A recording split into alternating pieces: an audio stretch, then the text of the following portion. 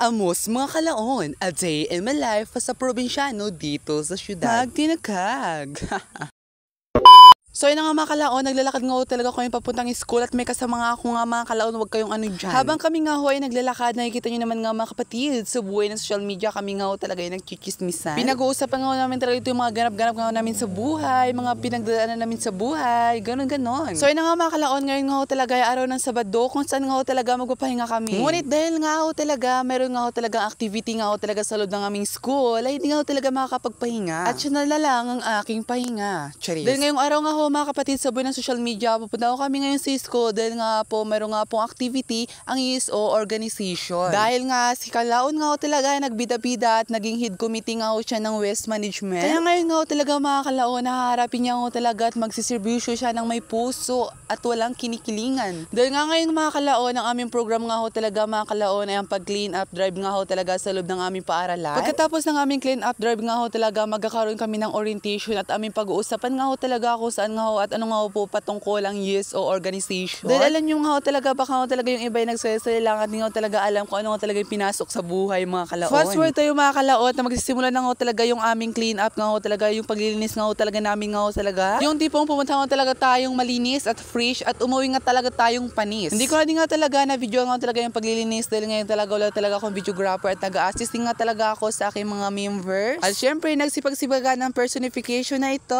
Pagkatapos nga ho talaga naming malinis nga ho talaga yung campus nga ho talaga ng Santa Monica National High School, ay magpipicture taking muna kami na siguro nga ho talaga magkaroon nga kami ng memory. Welcome to Santa Monica National High School! Yes, oh, love! Woo! Ayun na nga mga Kalaon, medyo nga talaga nagsabay-sabay din nga talaga yung aming mga yell na yun. At pagkatapos nga talaga namin magpahinga ng ilang minuto ay magkakaroon nga talaga kami ng orientation ngayon. Nang sa ganun nga talaga ay mapag-usapan nga talaga namin kung ano nga talaga at about nga talaga saan yung ESO organization. What is the scope, goal, and principle of ESO organization. At kung about nga talaga saan yung ESO organization at ano nga talaga yung makarapatan namin dito sa paloob ng aming paaralan. At syempre, pinangunan nga talaga kami ng aming advisor at tinulungan din nga talaga ng aming president. Sa mga oras na ito nga talaga ay napag-uusapan natin nga talaga namin kung ano nga talaga yung ESO at sa mga oras na ito talaga ay nalilinawan nga tayo at talagang nauunawaan kung ano nga ba yung ESO. Yung una nga talaga mga Kalaon ay nagdadalawa-dalawang isip nga talaga ako kung sasali ba ako sa mga organization nga ngayong taon. May mga oras nga talaga minsan mga Kalaon ay nagsasabay nga talaga na meron nga talagang event at meron nga talagang klase. Kaya minsan nga talaga mga Kalaon nahihirapan nga talaga akong pumili kung ano nga talaga yung uunahin ko sa kanilang dalawa. Okay lang sana kung yung papapili sa akin ay yung dawan ko na talaga ay pagsasabayin ko yan talaga mga Kalaon. Part 2 mga Kalaon, pagkatapos nga talaga namin mag-orientation at maglinis nga talaga sa ESO organization. Pumunta nga naman nga talaga kami sa aming classroom nga dahil nga pinapapalitan nga talaga ni ma'am yung cortina. Nag-volunteer din nga talaga kaming tumulong dito dahil nga ito ay para na sa aming classroom. Nang sa gano'n mga Kalaon ay mas maging colorful pa nga talaga yung aming classroom at maliwas nga talaga tignan. Sila din nga talaga yung nakasama ko nga talaga na pumunta ko dito sa classroom at ibubalik nga talaga sa paaralan. Doon talaga mahalaga nga talagang mga Kalaon na malinis nga talaga yung loob ng paaralan at yung ating paaralan. Nang sa ganun mga Kalaon ay makakapag-concentrate nga talaga sa pag-aaral, maaliwas tignan at hindi nga talaga nakaka-stress. Kahit hindi lang nga talaga sa paaralan o sa loob nga talaga ng silid-aralan ay kailangan nga talaga natin maging malinis sa ating sarili, sa ating kapaligiran.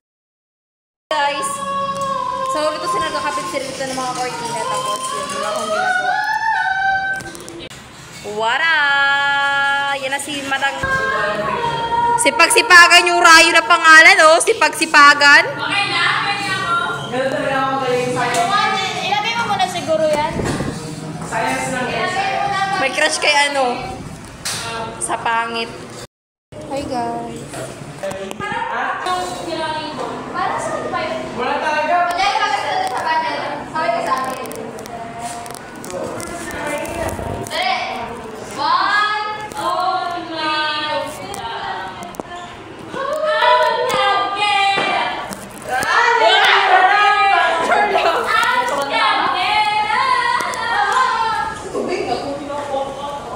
Tapos nga talaga naming maayos nga talaga yung mga dapat ayusin at ito na mga Kalaon, uwi na din nga talaga tayo mga Kalaon. At sobrang init nga talaga mga Kalaon ng panahon at nakalimutan ko pa talagang dalhin yung aking payong. That's all mga Kalaon. Thank you.